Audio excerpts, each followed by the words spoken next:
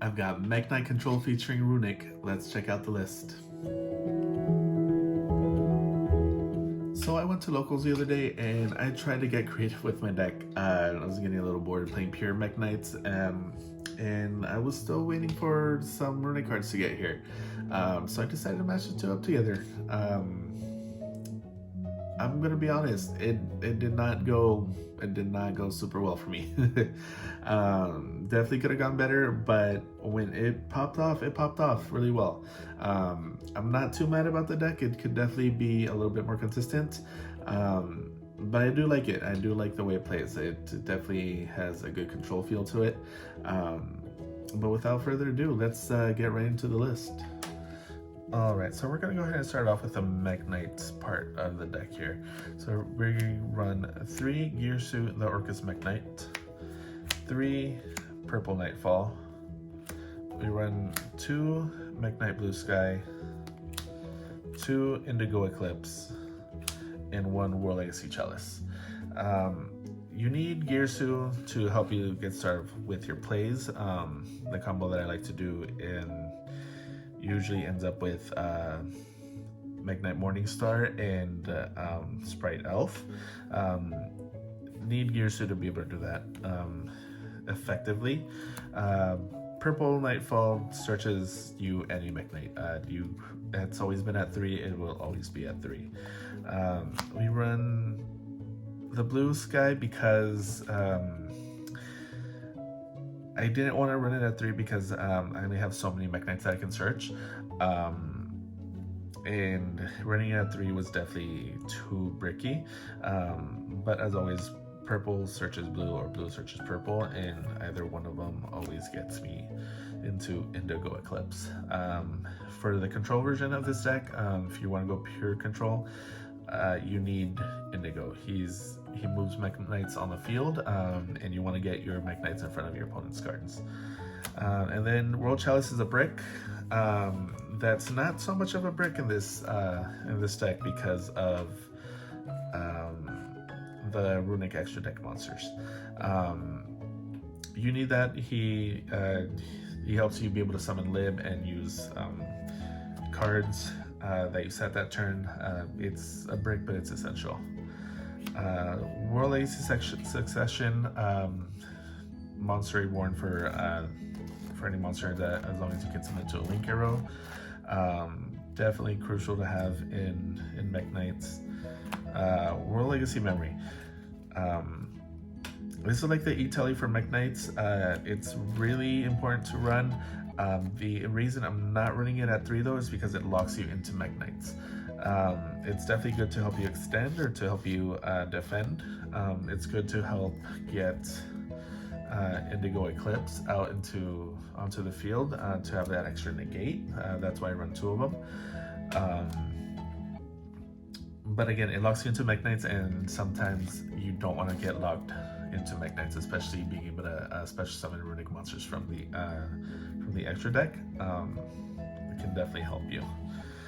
We run 3 World Legacy Secrets. This is what helps you control your opponent. It's a Call of the Haunted on activation, and for any level 5 or higher monster, and makes it so that any of your opponent's monster cards that activates in the column of a Mekk-Knight will be negated. I'll say that one more time. That activates in the column where a Mekk-Knight is. So even if your opponent's monster leaves the field, as long as there's a Mekk-Knight in the column by the time that card tries to resolve, it will be negated. A lot of people miss that part and think that getting the monster off the field it'll allow it to go through. It doesn't, and it definitely catches people off guard. So that's gonna do it for the Mekk-Knight portion of the deck. For the Runick part, I run 2 Hyperia and 1 Cap Shell. I run these because you're not always going to be able to draw into Gear Suit to help you get started, especially if you go first. And plus, it helps with the extra draw power to get extra Runick cards into your hand. You want to get as many Runick cards into your hand as possible, and these help you get that job done. let's see, we run 3 Runic Tip, 3 Freezing Curses, 3 Destruction, 3 Flashing Fire, and 3 Slumber. Search, Monster Negate for an effect monster, Spell and Trap Destruction, destroys a special summoned monster your opponent controls, and this is protection. Either protection or helps you stay alive by keeping an opponent's monster from being able to battle. So Slumber helps you target a face-up monster on the field, yours or your opponent's. The next time that monster would be destroyed by battle or card effect, it is not destroyed. Also, banish top 3 cards, or the top 3 cards of your opponent's deck. So this definitely comes in handy. At the very least, you can use it to be able to summon your extra deck monsters. What I like to do, especially if I'm going first and I didn't draw a Runic Tip, I will use one of these other cards to special summon my effect monster, my Huggin' Wings, and grab the field spell, use this, and now because I can use this on during any player's turn, I don't need to rely on my opponent to be able to use this, and then it will effectively let me be able to shuffle back cards and to be able to draw again. Runic Fountain, if you don't know what it does, it helps you activate Runic quick play cards from your hand during your opponent's turn. That's big, so you don't have to set them. You're not susceptible to Lightning Storm, Harpy's Feather Duster, Cosmic, any of that. But if they get rid of the fountain, then you're kind of in trouble there. And then once per turn, if you activate a Runic Quick Play spell card, you can target up to 3 Runic Quick Play spell cards in your graveyard, place them in the bottom of your deck in any order, and then draw the same number of cards. It is not a hard once per turn. So if you have enough Runic cards in your grave and you can get to both field spells, you can draw up to 6 cards that turn. Really important. Really good. You run 1 Terraforming to help search for the field spell, Called by the Grave because Ash is the thing, and 2 Pot of Prosperities for consistency. Your people would say that it conflicts with the field spell, but you're not going to be able to use the field spell every turn, although ideally you can. And Pot of Prosperity helps you get your play started if you drew a less than optimal hand. Now, for the extra deck, shoutouts to Majin Vegeta there. Tokens. We played Tulip, the World Keyblade Master. She's really crucial for any Mekk-Knight plays and World Legacy plays. She helps you set a World Legacy spell trap directly from the deck.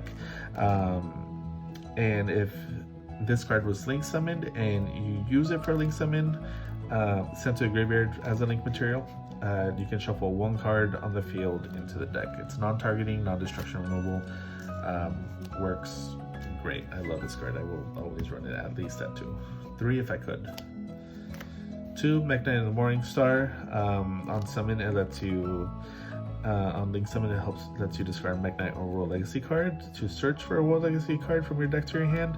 And then what people forget a lot is if your Mekk-Knight monster battles a monster in a different column than it, your monster cannot be destroyed by battle and you take no battle damage. People forget about that effect all the time, and if they don't, they think it only applies to him when it applies to all Mekk-Knights.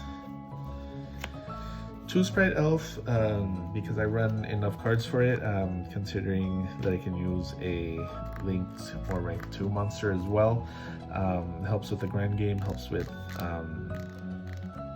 keeping you alive, getting more bodies, protection for anything in its link arrows. I typically like to put Morningstar under there. Masquerena into Unicorn, that's pretty common right there. Help get rid of a problem card. Didn't use it too often, but it did come in handy once or twice. Topologic's Ouroboros didn't perform quite to the way that I wanted it to, but you still banish a lot of cards, and it definitely comes in handy. He gets turned into a beefy buddy. Unfortunately, he doesn't have any real protection for himself, so kind of need to use IP for him to optimally use him. I'll still run him in Runick just because of all the banishing. Galatea and Ding Girsu. Girsu is a 1-card Ding Girsu. If you're able to use its effect to summon tokens. Non-destruction removal and destruction protection if you decide to keep them on the field. They're just a good pair. Definitely would have. Not running Zeus because you're typically skipping your battle phase, so there's no real reason to use them. Instead, I'm running Gigantic Sprite. Help me with my rank 2 plays, help me get into Hyperia and Capsule to draw those extra cards. And then you can easily go into Elf and then bring back your Morning Star. It's all level 2s. It works just fine. Huggin the Runic Wings, Munin the Runic Wings, and Gary the Runic Fangs. Unfortunately, I didn't have enough room for any other Runic cards other than these, because I preferred some of the other cards to the Runics. Just because they have a lot more utility when it's not a pure Runic deck. Maybe it could have worked out if I ran more, but to be honest, there was a lot of games where I didn't see any Runic cards, so the other cards definitely came more handy. And then last but not least, we have our extra deck here. I ran 1 Red Resonator for time, 2 Lava Golem for any problem monsters. Self-explanatory. These have been seeing a lot of play lately. 3 Ghost Sister and Spooky Dogwood. I cited them in 2 games. Didn't see them once, unfortunately, so I can't comment on how well they did for me. But it is what it is. Time is a thing, and you gotta prepare for it, unfortunately. 3 Cosmic Cyclones, because anti-spell will shut down my deck pretty hard. For field spell, Polarino is a thing. I don't like it. Flu's field spells is a thing. I don't want my opponent reacting to my normal summons. It is what it is at this point. World Legacy Whispers, World Legacy Key. World Legacy Whispers in case my opponent played a lot of spells. World Legacy Key in case my opponent played a lot of trap cards. They just help again with the control. It's a control deck. It helps me control my opponent if I really need to. They're good options to have. Just didn't feel like they were necessary, nor did I have room to run them in the main deck. 3 Evenly Matched. For times I was expecting to go second. Yes, we're skipping our battle phase a lot, but if I can get rid of my opponent's board before I start using any Runic cards, I'm definitely going to. This card is powerful, banishes stuff face down. It's good to have. I don't know what else to say about this. I will run this card in almost every deck if I'm expecting to go second. And I had 1 slot left, Mystic Mine. Never cited it in, but I didn't know what else to put in. In theory, it would definitely help a lot. So there you have, you guys. That was the deck list for my Runick and Mekk-Knights. Like I said before, it was definitely fun to play. Definitely nothing that I was able to handle super competitively. Like I said, I didn't do too well in the locals that I did. Maybe it was because some of the lines of play were still new to me, because I only just built the deck. In theory, it worked out really well. When it popped off, it went really well. Once I was able to get the Mekk-Knights on the field in the control, it was really satisfying to see my opponent struggle. And plus having the Runic cards to back them up was really nice. I might play this deck again. I'm really looking forward to play a more pure Runic build. Like I said before, I was still waiting for some cards in order to be able to make that happen.